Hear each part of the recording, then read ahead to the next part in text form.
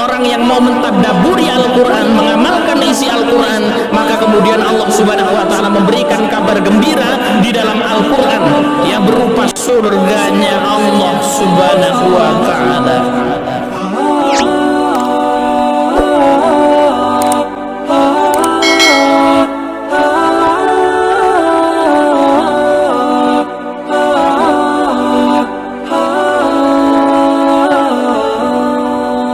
Dalam surat An-Nahl ayat yang ke-89 Allah Subhanahu wa Ta'ala berfirman, wa nazzalna 'alaikal kitaba tibyanan likulli syai'in wa hudaw wa rahmatan wa busyra lil muslimin.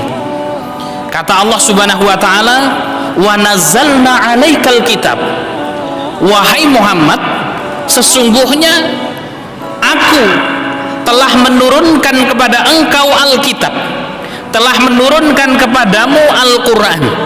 Kemudian dalam ayat ini Allah Subhanahu wa Ta'ala menjelaskan kepada kita tentang fungsi Quran, ya, tentang 4 fungsi Quran yang Allah Subhanahu wa Ta'ala sebutkan di dalam ayat ini.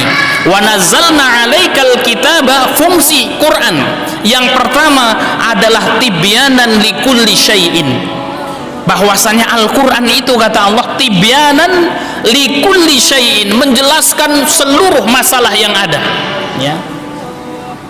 Dari Bapak Ibu yang dimuliakan Allah Subhanahu wa Ta'ala, kita ini punya kitab suci yang begitu luar biasa, yaitu Al-Quran, di mana seluruh problematika yang ada itu sudah Allah Subhanahu wa Ta'ala jelaskan di dalam Al-Quran.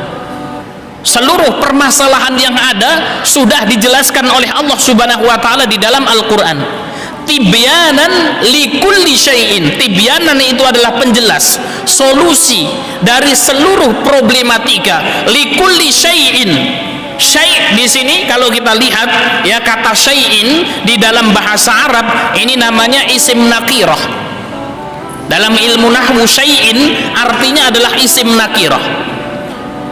Kalau kita korelasikan ilmu nahwu dengan kaidah usul fikih, disebutkan an-nakiratu tadullu 'alal umumi, bahwasanya isim nakirah itu menunjukkan kepada keumuman. Wa nazzalna 'alaikal kitaba tibyanan likulli syai'in, sesungguhnya aku menurunkan kepada kalian Al-Quran tibyanan, penjelas, likulli syai'in, untuk segala sesuatu. Maka sesuatu di sini adalah, ya, sifatnya adalah umum, menjawab seluruh problematika permasalahan. Maka kalau kita renungkan Al-Quran, di dalam Al-Quran itu ada ayat-ayat yang mengatur hubungan seorang hamba dengan Allah Subhanahu wa Ta'ala.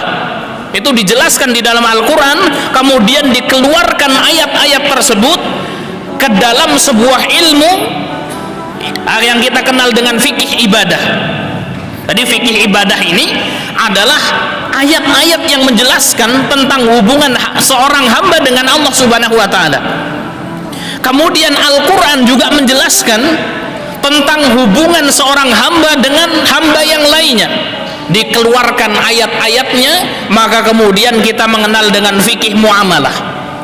Al-Quran juga berbicara tentang keluarga, maka dikeluarkan ayat-ayat Al-Quran tersebut, ya, kemudian kita mengenal ilmu yang namanya fikih usrah.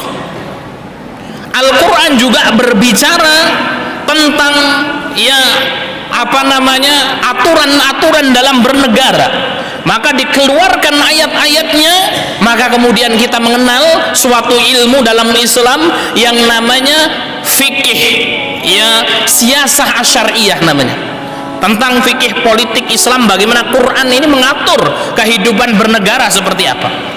Bahkan Islam, Al-Quran itu juga apa? Ayat-ayatnya menjelaskan tentang hidup, ya, bagaimana kehidupan internasional, hubungan antar negara. Maka dikeluarkan ayat-ayatnya, maka di dalam Islam kita mengenal namanya fikih alaqah dauliyah, fikih hubungan internasional, ya. Maka Allah Subhanahu wa Ta'ala berfirman, wa nazzalna 'alaikal kitaba tibyanan likulli syai'. Quran itu menjelaskan seluruh problematika. Seluruh problematika manusia dijelaskan di dalam Al-Quran. Yang menjadi masalah manusianya, kaum musliminya yang kemudian tidak mau mengkaji, sehingga ketika ada problematika tidak mampu menyelesaikannya, padahal di dalam Al-Quran ada. Ya. Kalau kita mau kembali merujuk kepada Al-Quran, maka seluruh problematika ada solusinya, ada jawabannya di dalam Al-Quran. Ini fungsi Quran yang pertama, tibyanan likulli syai'in. Kemudian yang kedua, wahudan. Fungsi Quran yang kedua adalah sebagai petunjuk. Maka Allah Subhanahu wa taala berfirman, "Dzalikal kitabu la raiba fihi hudal lil muttaqin," kata Allah. Dzalikal kitab, itulah Al-Qur'an. Apa fungsi dari Al-Qur'an? Hudal lil muttaqin. Quran itu adalah apa? Ya, petunjuk bagi orang-orang yang bertakwa. Maka petunjuk ada di dalam Al-Qur'an. Kemudian fungsi Quran yang ketiga di dalam surat An-Nahl ini, warahmah. Ya, Quran itu diturunkan sebagai rahmat, sebagai berkah.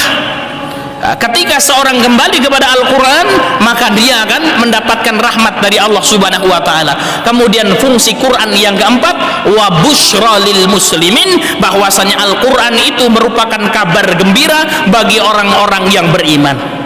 Orang-orang yang mau mentadabburi Al-Quran, mengamalkan isi Al-Quran, maka kemudian Allah Subhanahu wa taala memberikan kabar gembira di dalam Al-Quran, ya, berupa surganya Allah Subhanahu wa taala.